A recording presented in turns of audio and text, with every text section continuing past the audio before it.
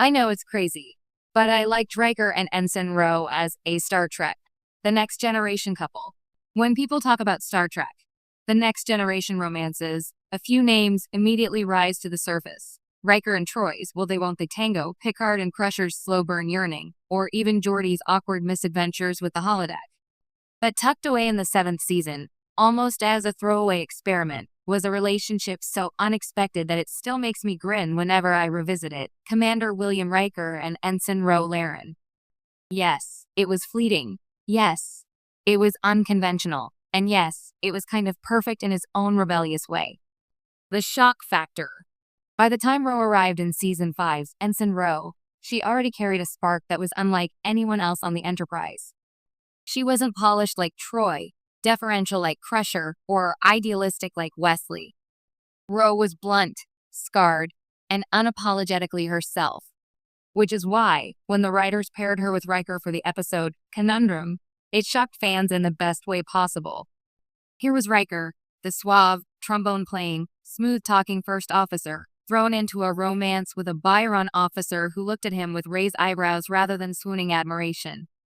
It felt fresh, because instead of watching Riker charm another passing guest star, we saw him actually work for Ro's attention. And honestly, she gave him a run for his money. Two rebels in uniform. The pairing worked because, at their core, Riker and Ro weren't so different. Both had a streak of defiance beneath their crisp Starfleet uniforms. Riker was the officer who once turned down his own command to stay on the Enterprise because he trusted his instincts over convention.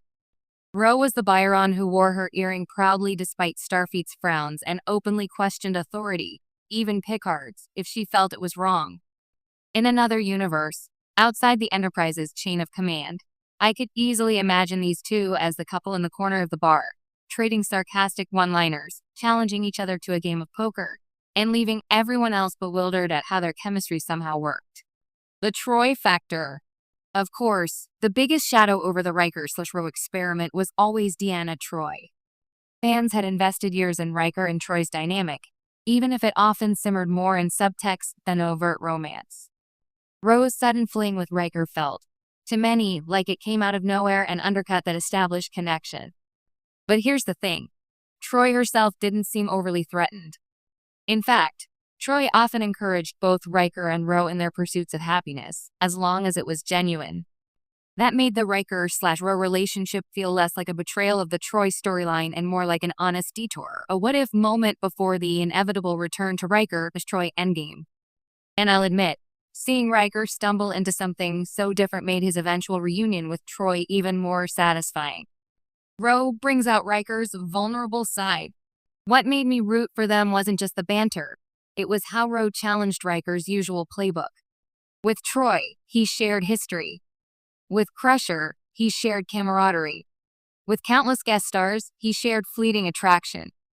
But with Ro, there was resistance. She wasn't impressed with his rank or his reputation. She didn't melt when he leaned in with that patented Riker grin. Instead, she tested him, cut through the bravado, and forced him to meet her as an equal. For a character like Riker, who so often seemed larger than life, this vulnerability was refreshing. When Ro smiled back at him, it felt earned, not automatic. And that made their connection, however short-lived, surprisingly authentic. The road not taken. Let's be real. No one expected Riker and Ro to become an ongoing couple.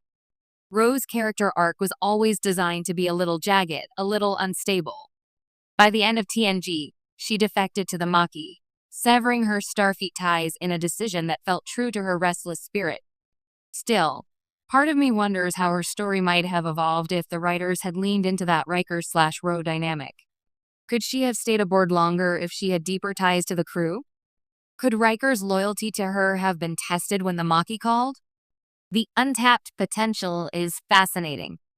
Instead of a neat conclusion, their fling remains one of those tantalizing Trek roads not taken, a glimpse at a version of TNG that dared to shake things up in its final stretch. Why I still love it. At the end of the day, Riker and Ro's romance wasn't about destiny or happily ever after.